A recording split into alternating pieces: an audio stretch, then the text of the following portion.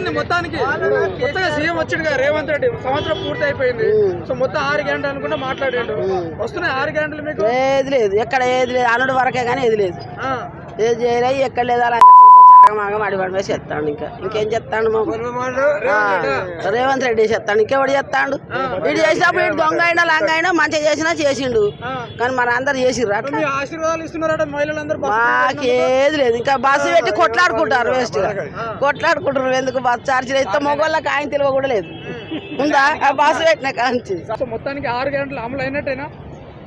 ప్రజాపాలన అనేది వాస్తవంగా అది ఎందుకు పెట్టిండో ఆయనకే అర్థం కావాలి. ప్రజాపాలనలో ప్రజలు ఎవరు కూడా ఉత్సాహంగా లేరు, ఎందుకంటే ఆ పాలనకు అర్థమే లేదు.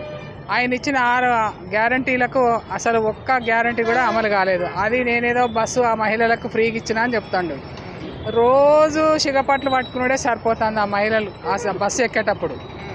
ఇక మమ్మల్ని ఇళ్ళల్లో ఆడవాళ్ళని అయితే మగవాళ్ళు తిట్టకుండా తిడతారు.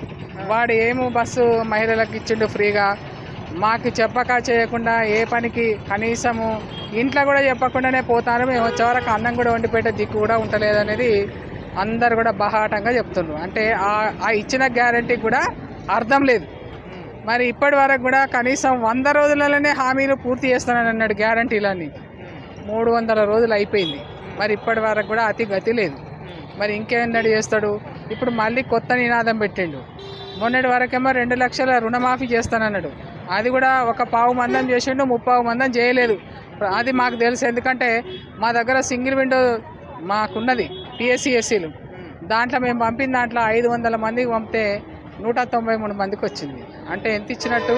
15 మందం ఇచ్చిండు, 30 మందికి ఇంకా అసలు రాలేదు. ఇప్పుడు మళ్ళీ ఏమంటుండు? అప్పుడు ఇచ్చిన హామీలలో అప్పుడు ఇచ్చిన కేసీఆర్ ఇచ్చిన రైతు బంధు ఇచ్చిండు, తర్వాత రుణమాఫీ కూడా చేసిండు 1,00,000 రూపాయలు. అవన్నిటిని కూడా ఈరోజు మళ్ళీ గ్రామ పంచాయతీ ఎన్నికలను దృష్టిలో పెట్టుకొని నేను తప్పకుండా ఇప్పుడు రైతు బంధు ఇస్తా, రేపు గ్రామ పంచాయతీ ఎన్నికలలోపు మళ్ళీ మీకు రైతు భరోసా ఇస్తా, పెన్షన్లు ఇస్తా అని చెప్తా ఉన్నాడు. అంటే రేపు మళ్ళీ కూడా గెలవడానికి అది ఒక అబద్ధం. మొన్న ఆయన గెలవడానికే లేరు, అస్సలే లేరు.